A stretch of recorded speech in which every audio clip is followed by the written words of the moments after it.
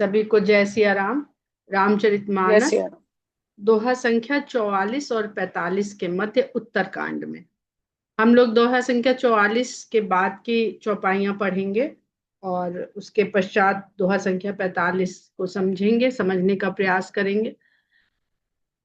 तो जौ परलोक इहाँ सुख चहहु, सुनि मम बचन हृदय दृढ़ गहहु। सुलभ सुखद मार्ग यह भाई, भगति मोरि पुराण श्रुति गाई।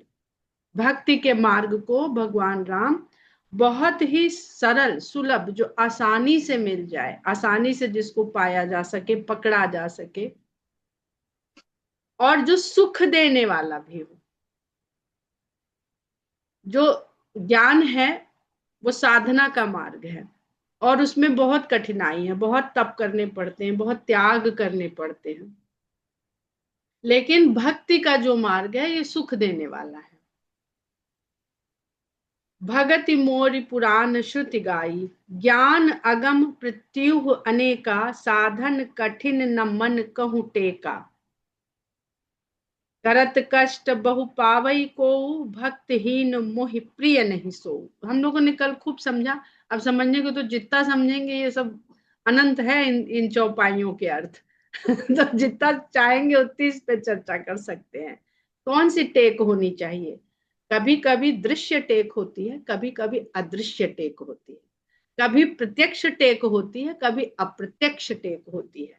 प्रत्यक्ष टेक तो हमें दिख जाती है, पर अप्रत्यक्ष टेक हमको नहीं दिखती है। जैसे पृथ्वी को कौन टिकाए हुए है? बार बार लक्ष्मण जी शेष अवतार हैं और वो उन्हीं के शीश पर टिकी हुई है। अब लक्ष्मण जी को समझना शुरू करेंगे कि उनके शीश पर कैसे टिकी है, तो हम इसको वैज्ञानिक आधार पर भी और आध्यात्मिक आधार पर भी, दोनों ही तरह से इसको समझ सकते हैं। लेकिन जहां टिकी है, क्या वो दिखता है? वो सब अदृश्य है। वैज्ञानिक आधार तो हम सब जानते हैं कि एक बल पृथ्वी का स्वयं, और अनेक बल दसों दिशाओं से उसके ऊपर लगने वाले और बल, जो अन्य ग्रह और सूर्य और उसके अपने उपग्रह चंद्रमा, और उसके अलावा स्पेस का अपना बल। तो ये सब अदृश्य बल है। इस पर बल पर भी हम लोगों ने चर्चा करी है, दिग्गज बल क्या होता है वो फिर कभी करेंगे। अभी हम लोग आज अपने जो चल रहे हैं उससे भटक जाएंगे वरना। तो साधन कठिन न मन कहूँ टेका। तो मन भी अदृश्य है। तो मन की जो अदृश्य की टेक हो, वो अदृश्य टेक ही रहती है। हम शरीर तो टिका सकते हैं, हम कमर टिका सकते हैं, कंधा टिका सकते हैं, पर मन को टिकाने के लिए कोई ऐसी ही टेक है जो दिखेगी नहीं। तो दो ही टेक हैं, एक जो है ज्ञान और दूसरी है भक्ति।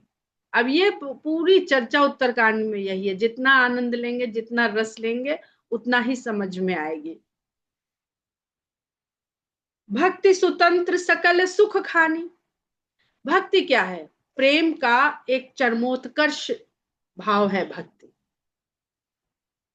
प्रेम होता है, हटता है, बढ़ता है, घटता है, लगता है, नहीं लगता है, कभी कभी छूट भी जाता है। जो प्रेम सांसारिक प्रेम है वो होते होते होते एक दिन खत्म भी हो जाते हैं। लेकिन जो भक्ति है, वो जब प्रेम उस अवस्था तक पहुंच जाती है कि वो भक्ति का रूप ले लेती है, तो वो स्वतंत्र है। उसके लिए वो यहां से उपजी ना, यहां से उपजी।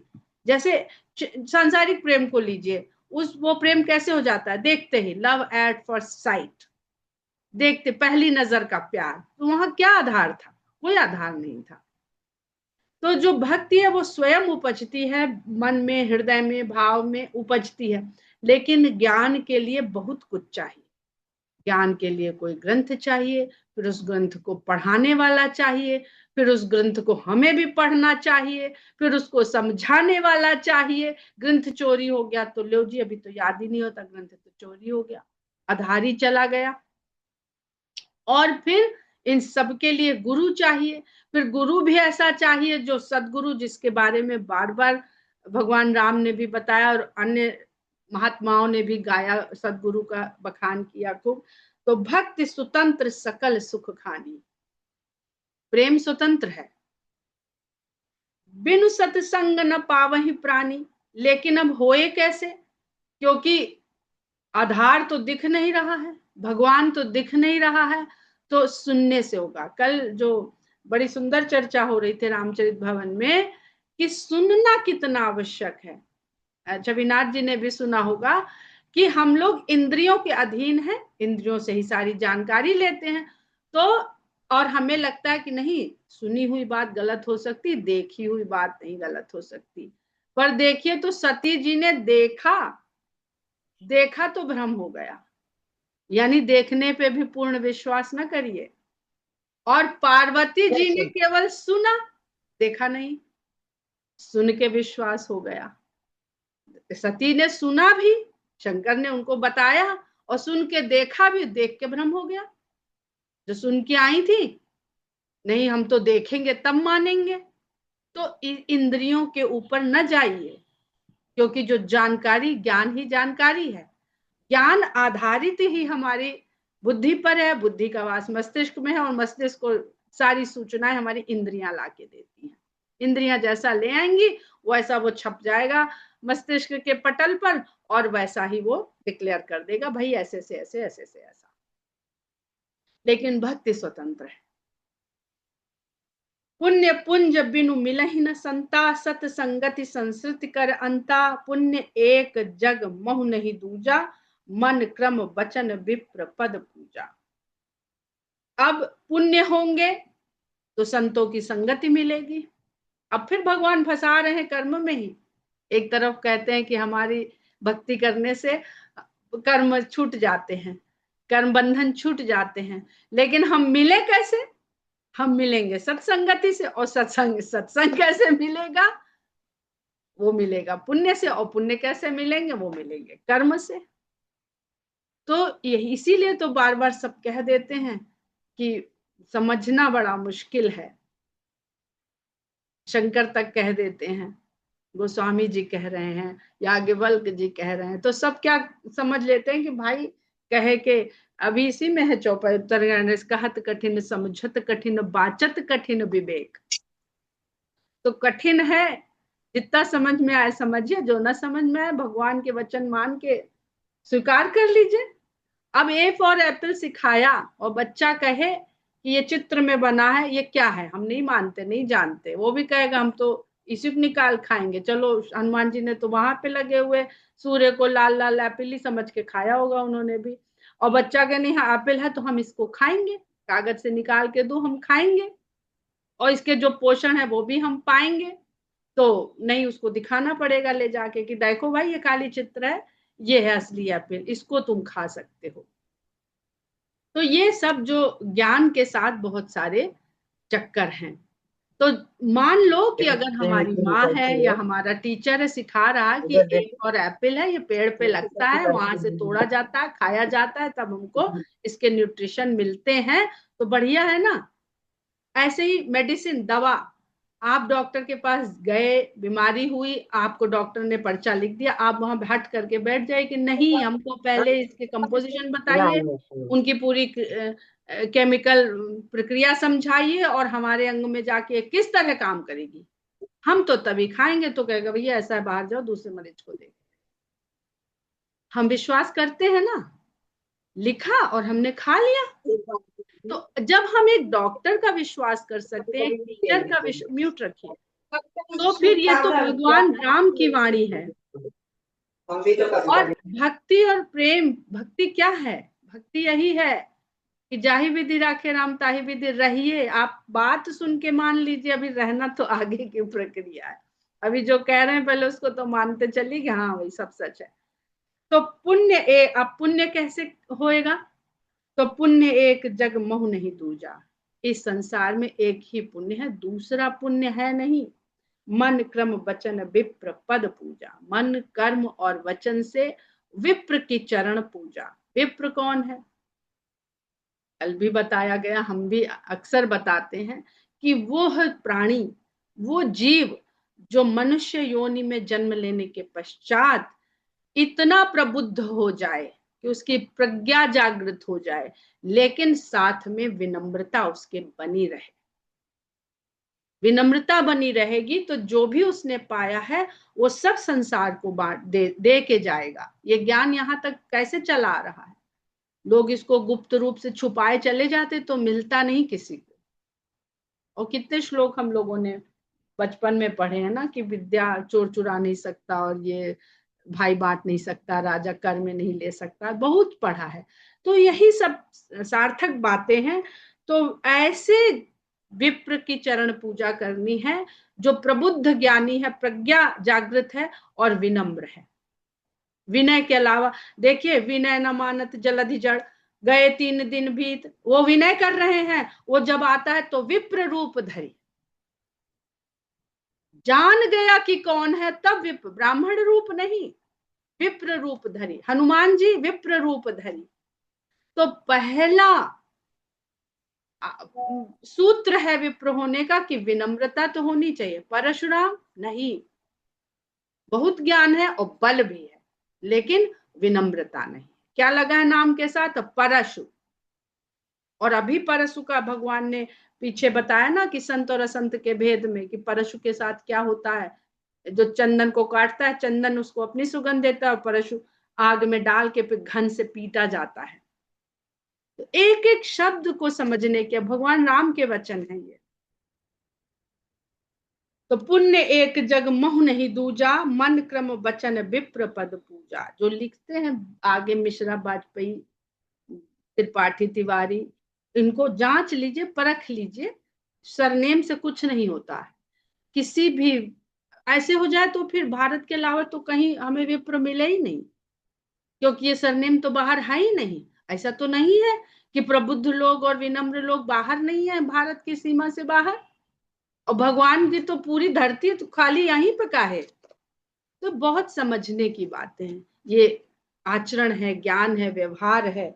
सानुकूल तेहि पर मुनि देवा, ऐसे व्यक्तियों पर मुनि और देवता भी अनुकूल रहते हैं, जो तज कपट करई द्विज सेवा। द्विज माने दोबारा जन्म लिया, एक बार तो जन्म ले लिया उन्होंने माता के गर्भ से, और द्वितीय जन्म ले लिया, द्विज बन गए, जब उन्होंने कहा कि अब हम संसार को सब कुछ दे के जाएंगे, जो हम दे सकते हैं वो सब कुछ दे के जाएंगे।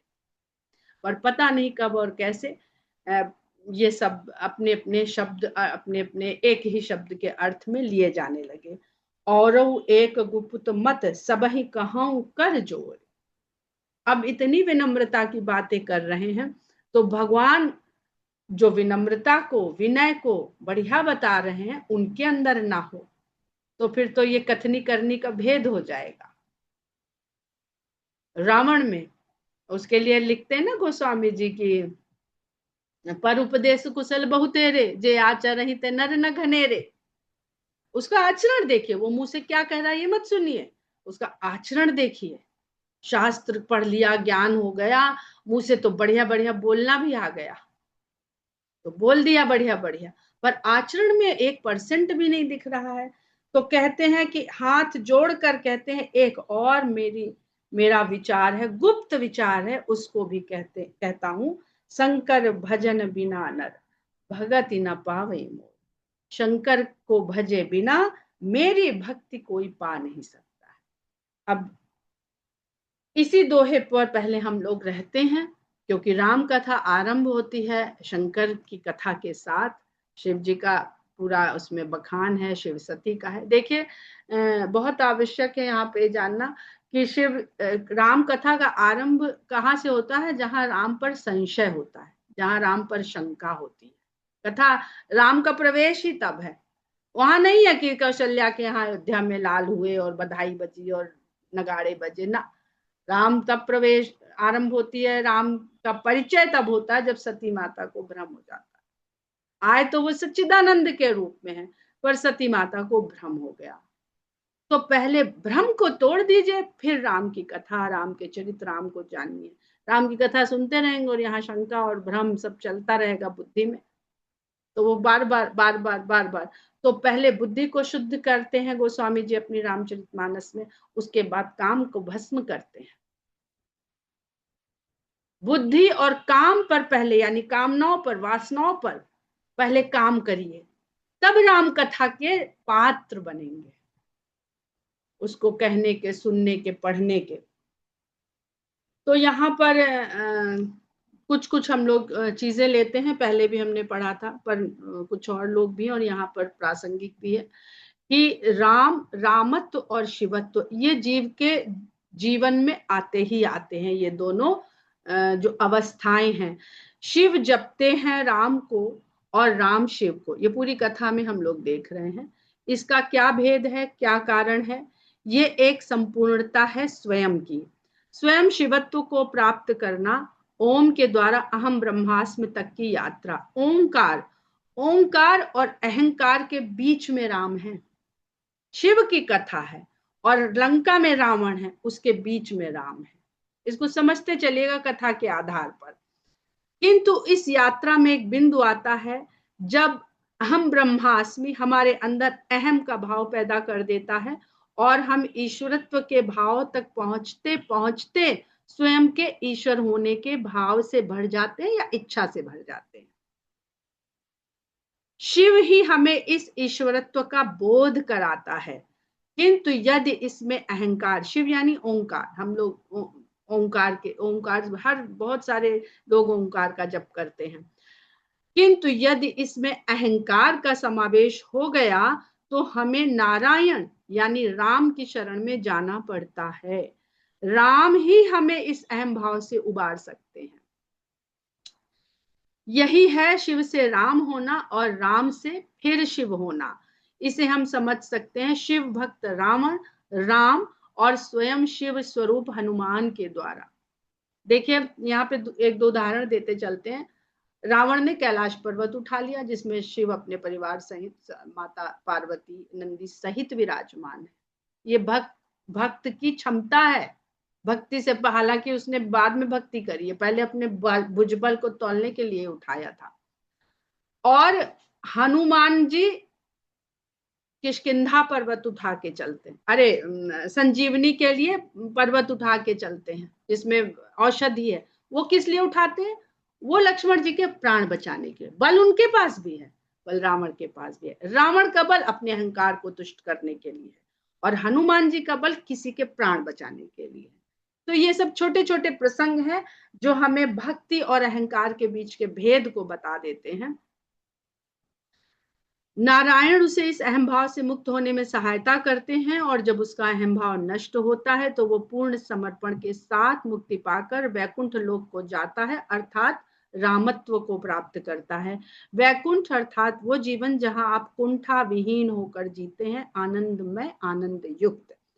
हनुमान स्वयं शिव हैं जो भक्त हैं, ऐसे शिव जो सदा राम में लीन है। अहम भाव तो दूर, कहीं कर्ता भाव भी नहीं है उनमें। पूर्ण समर्पण, पूर्ण भक्ति, पूर्ण आसक्ति पर मुक्त आसक्ति, जो हम लोग कहते हैं आसक्ति नहीं होनी चाहिए, हनुमान जी को राम पर इतनी आसक्ति है कि मुक्त आसक्ति है वो। तुलसीदास जी यही समझाना चाहते हैं, मनुष्य जीवन का उद्देश्य यही है, हनुमान जैसा भक्ति भाव हो, कर्म करने को सदा तत्पर हो, जिसमें ना अहम हो न कर्ता भाव। कर्महीन नहीं हो जाना चाहिए। सकल पदार्थ है जग माही, कर्महीन नर पावत नाही। शिव से राम तक पहुंचना और राम से शिव तक, यही पूर्ण चक्र है। ये चक्र है अद्वैत से द्वैत का, द्वैत से अद्वैत का। कोई भेद नहीं है, हम ही द्वैत हो जाते हैं, हम ही अद्वैत हो जाते हैं। शरीर पाते ही हम द्वैत ही हो जाते हैं, क्योंकि आत्मा और जीव और आत्मा ये दो हैं, उसमें एक नहीं है। ये चक्र है अद्वैत से द्वैत का, द्वैत से अद्वैत का, ब्रह्म से प्रकृति का, प्रकृति से फिर ब्रह्म में विलीनता का। जब सांख्य योग में हम लोगों ने पढ़ा, परमात्मा को जब रचना करनी हुई तो उन्हें अपनी ही आदि शक्ति को अलग करना पड़ा अपने से, तब प्रकृति और पुरुष ये दो निर्मित हुए। शिव हमें अद्वैत भाव देता है, परंतु अहम भाव आ गया तो रावण हो गए। फिर से राम हमें द्वैत भाव के द्वारा, द्वैत भाव से ही नष्ट होता है अहंकार। बहुत सुंदर है इसमें कि द्वैत भाव के बिना क्रोध नहीं आता है, क्योंकि द्वैत भाव में ही अहंकार है। ये अभी आगे आप लोग इसमें पढ़ेंगे। फिर से राम हमें द्वैत भाव के द्वारा अहम को हर कर, अहम को यानी अहंकार को हर कर पूर्णता की ओर बढ़ाता है। जो कहते हैं, ये नहीं पढ़ते हैं, दूसरी चीज है। कभी अद्वैत और द्वैत की यात्रा करवाते हैं। राम और शिव ही हमें बारी बारी से अद्वैत और द्वैत की यात्रा करवाते हैं, कभी निराकार से साकार के रूप में, तो कभी निर्गुण से सगुण रूप में, कभी अद्वैत से द्वैत तक और कभी द्वैत से अद्वैत तक। इस यात्रा में हमारी कोशिश रहनी चाहिए कि हम हनुमान बने, रावण नहीं। लेकिन यात्रा फिर भी पूरी होगी, समर्पण करें या अर्पण करें। शीश, रावण ने अपने शीश अर्पण करे थे। अर्पण हमें अहम भाव दे सकता है, किंतु समर्पण अहम भाव हरता है। इसलिए तुलसीदास जी ने हनुमान को अधिक से अधिक पूजने का मार्ग सिखाया। एक शिवत्व हमें, राम स्वयं कह रहे हैं कि शिव को भजे बिना हम नहीं मिल सकते, और उनके भक्त तुलसीदास जी हनुमान की पूजा बहुत करनी सिखाई उन्होंने सबको। एक शिवत्व हमें अहंकार से भर रहा है और एक उसे हर रहा है। राम फिर भी मिलेंगे, वही रीझ भजो या खींच, तुलसी में भूमि पड़े जमजात है, उल्टो सीधो बीज, तुलसी मेरे राम को रीझ भजो या खींच। तो क्यों ना रीझ कर भजा जाए, जब भजना है तो खींच क्यों भजना, रीझ के भज लें। राम फिर भी मिलेंगे, ये यात्रा जीव की अनवरत चलने वाली है, शिव से राम तक और राम से शिव तक। अब कुछ बिंदु हैं, आप लोग समझने का प्रयास करिएगा कि भगवान को पाने के लिए जो भक्ति का मार्ग है, वो रामचरितमानस के ही कुछ चरित्रों के द्वारा हम उसको समझने का प्रयास करते हैं। मनु महाराज हैं जिन्होंने तपस्या करी, और तपस्या करके जब भगवान को सामने पाया, देखा, तो उन्होंने क्या मांगा? जब भगवान ने कहा वरदान मांगो, परमात्मा को मांगा। रावण कुंभकर्ण ने जब तपस्या करी, उन्होंने क्या मांगा? उन्होंने हमको ये मिल जाए, अमर हो जाए, ये हो जाए, वो हो जाए, ये मांगा। फिर परमात्मा के ही दो स्वरूप हैं। वो अद्वैत जब आगे बढ़ता है तो द्वैत हो जाता है, एक बन जाता है भक्त, एक बन जाता है परमात्मा। इसको आप अलग अलग नामों से कुछ भी कह सकते हैं। पूरा संसार अपनी अपनी सुविधा अनुसार, अपनी अपने जो ग्रहण कर ले उनकी बुद्धि, उसके अनुसार अलग अलग नामों के द्वारा इसको सीखता, समझता और स्वीकार करता है। भक्त परमात्मा है एक ही, तो शिव और राम को दो ना माने। अगर वो भक्त हैं तो वो परमात्मा है, और वो भक्त हैं तो वो परमात्मा है। बारी बारी से दोनों भक्त और परमात्मा बनते रहते हैं। भक्त के, अब क्यों है ऐसा? भक्त के हृदय में भगवान का वास है। जब वो मनु जी कहते हैं ना, कि कहते हैं वो कि कौन सा रूप दिखाएं तुमको, हम तो, मेरा तो कोई रूप नहीं है। जो चाहते हैं लोग वैसे रूप बन जाते हैं। तो उन्होंने कहते हैं जो शंकर के मन में बसता है, तो शंकर के मन में बसते हैं, यानी भक्त के हृदय में भगवान बसते हैं। तो शंकर कौन हो गए? स्थूल जगत में देखें, मंदिर हो गए। हम मंदिर में जो भगवान को बैठाते हैं, वो हृदय मन मंदिर ही है। उसको हम यहाँ कैसे देख पाए, कैसे भज पाए, कैसे दिखा पाए, तो उसका स्थूल रूप बना देते हैं पत्थरों से और अपनी कलाकृतियों से सजा के, और मंदिर को भगवान का धाम मानते हैं। तो राम और उनके धाम में कोई भेद नहीं है। पूरा जगत विश्वव्यापी है, तो हम उनको माने, विश्व को मान ले, सब उन्हीं को मान रहे हैं। अगर हम विश्व में भी यही मान रहे हैं कि सिया राम मैं सब जग जानी, तो उसको जानिए तो मानिए तो, करहु प्रणाम जोरी जुग पानी। राम के कर कमलों से शिव की स्थापना होती है। देखिए, शिव के हृदय में राम बसते हैं, तो ये कौन सा भाव हो गया? ये निराकार रूप हो गया। हृदय में बसे हुए भगवान को कोई देख पा रहा है? न देख पा रहा, न दिखा पा रहा है। लेकिन अब राम तो सगुण रूप धर के आए हैं, तो वो अपने कर कमलों से रामेश्वरम की स्थापना करते हैं, जो भैया दिख भी रहा है। हाथ भी दिख रहा, हाथ तो दिखता है ना, हाथ जो करता है वो सबको दिखता है। शिव की स्थापना करते हैं। हृदय और कर का संबंध समझिए। यहाँ पर कर यानी हाथ, दोनों कमल कहे गए हैं। इसके साथ ही शंकर जी के लिए हाँ, ओंकार और अहंकार के बीच में अगर कोई राम किस तरह से आते हैं, तो हम लोग कहते हैं राम बाण। बाण की राम के बाण से पहले काम के बाण का आरंभ होता है रामचरितमानस में। कामदेव अपना धनुष बाण लेकर आते हैं और शंकर पर चलाते हैं। तो जब तक काम बाण चलेंगे तब तक राम प्रकट नहीं होंगे, कथा के रूप में भी नहीं प्रकट होंगे। तो पहले काम को भस्म करना पड़ेगा। और गोस्वामी जी बड़ा सुंदर लिख देते हैं कि यही भांति चले वो हनुमाना जी में अमोघ रघुपति करबाना। कहाँ जाना है हनुमान? हनुमान स्वयं स्वयं शंकर हैं और लंका जा रहे हैं अहंकार को थोड़ा सा चिताने कि भैया मेरा भक्त है, एक बार तो हम इसको बता दें, क्या पता मेरी बात सुन ले। किसी की नहीं सुनी, हम एक बार ट्राई कर लेना। तो भगवान ने कहा भाई ट्राई कर लो।